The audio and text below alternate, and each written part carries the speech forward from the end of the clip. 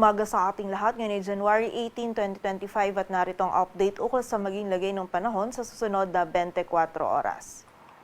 Patuloy pa rin umiiral ang shear line dito sa silangang bahagi ng Central at Southern Luzon kung saan ngayong araw ay magdadala pa rin ito ng mga pag-ulan dito sa silangang bahagi ng Luzon. Samantala, bagamat bahagyang humina na ang northeast monsoon o amihan, ay meron pa rin itong epekto dito sa bahagi ng Northern Luzon maging sa nalalabing bahagi pa ng Central Luzon. At sa kasalukuyan ay wala tayong minomonitor na LPA or bagyo na maaari makaapekto dito sa ating bansa.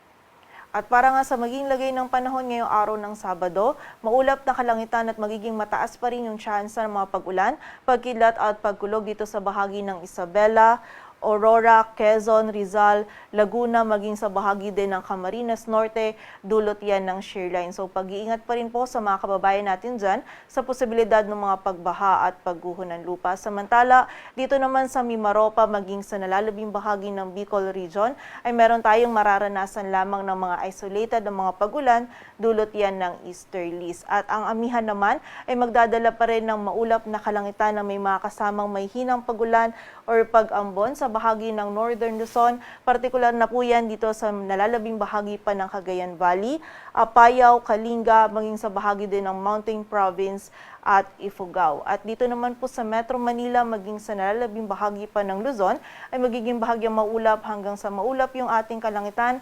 Meron tayong mararanasan lamang ng mga may hinang pag-ulan or pag-ambon na dulot ng amihan.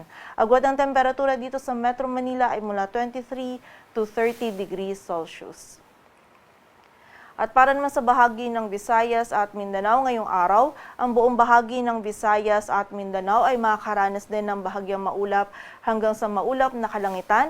Meron tayong posibilidad lamang ng mga isolated o yung mga biglaang pag-ulan, pagkilat at pagkulog na dulot ng easterlies. At posible pa rin po maging moderate to heavy yung mga pag-ulan nito, so pag-iingat pa rin sa posibilidad ng mga pagbaha at pagguho ng lupa.